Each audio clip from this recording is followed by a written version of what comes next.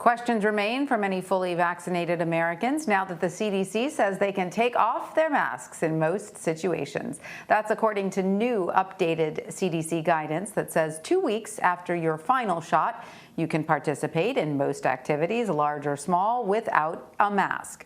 CDC Director Dr. Rochelle Walensky explained the decision on CBS This Morning. Over the last several weeks, we have seen emerging science, a growing body of evidence that if you are vaccinated, you're safe and protected from getting COVID-19, and you really have a very low risk of transmitting to other people, and that these vaccines are really working against the variants that we have circulating here in the United States.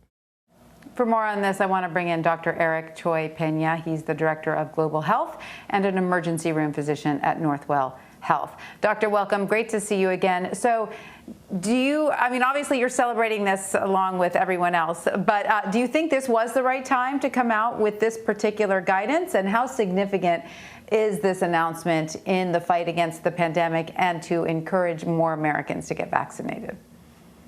Yeah, so I think the timing is right for that reason that you just said, Tanya, and that, we have that group of Americans that aren't necessarily hesitant about getting vaccinated, but just haven't done it yet. And so this is really the light at the end of the tunnel. I think the CDC is usually a cautious organization, and I haven't reviewed all the data that they've reviewed, but they're asserting that there's very low transmission. We knew that the failure rate in the early studies, were going to be about 4 to 6% of patients that could get COVID, even though they were vaccinated. The CDC is probably seeing even less than that.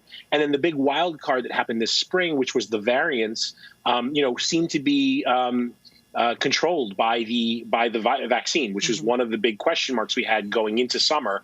Was how well are we going to be able to contain variants with vaccination? And it looks like the answer is, according to the CDC, that we are able to do that, and that it is now safe to return to some normalcy. And I hope that does actually motivate people to get vaccinated. It is certainly good news, but of course we're clearly going on the honor system. And the only question I have for you is the CDC is saying, look, if people who aren't vaccinated take off their mask because they want to lie about it or pretend they are, they're really only putting themselves at risk if they walk into a room of vaccinated people. But I do worry about the children, right? Because the children are not yet vaccinated. Even in the 12 to 15 age group, that hasn't gained enough steam yet for a significant population of that age group to be vaccinated. And then, of course, we know that the children below 12 years old are not yet able to get vaccinated. So that population does remain vulnerable to people who might actually have coronavirus and are going about their day without wearing a mask. Yeah, absolutely. And I think in the indoor setting, that's the riskiest. And so for most children, we're talking about schools, and we're talking about teachers being vaccinated. And I think each school is going to have to decide how they're going to deal with that. Remember, the CDC is setting the minimum standard, and their caveat is there may be businesses, institutions, and state and local governments that decide that we're not ready to take masks off yet based on that information. One thing I will say is that children under 9 transmit COVID-19, most of the variants, much less efficiently than adults. And so we are seeing less infections in that population. But again, the 9 to 11 or 9 to 10-year-olds are not vaccinated, and it is definitely a consideration. We also have to start looking at how we're going to start showing people that that we've been vaccinated. That's the next step, I think, in this. Right. For now, it's the honor system, but maybe that won't last for long. I don't know. Someone did tell me about. Sorry, go ahead, Doctor. Yeah, in New York, we have the vaccine passport, the Excelsior Pass that they announced. It's not very. I have it on my phone. No one's scanned it since I downloaded it, but I think that may be a way to quickly show businesses and other entities that I've been vaccinated. That the state of New York validates that I've been vaccinated, and will allow me to behave in ways that vaccinated people are now allowed to behave. I think we're going to see businesses start to utilize things like that in order to loosen up. I don't think it's going to be everyone just taking the masks off and trusting everyone.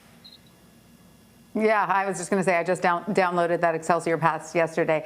But I want to ask you about a very curious case. 8 vaccinated members of the New York Yankees have tested positive for COVID-19. They all received the J&J shot. The manager says the majority of them are asymptomatic cases. But what do you make of that particular situation?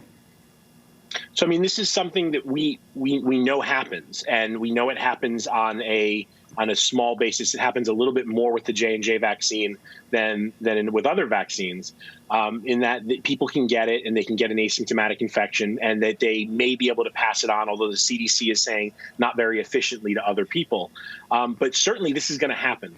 But note that we're not noticing any of the New York Yankees are in the ICU, and none of the New York Yankees have died. And that, thank God, is because of the vaccine, because of the effect of the vaccine and how it reduces the overall risk of our society of COVID-19. Yes, very, very exciting news. I have appointments for both of my kids on Saturday, so I'm very, very excited about this new development. Dr. Eric Cioe-Peña, thank you so much for joining us. We appreciate your time. Always a pleasure. Thanks.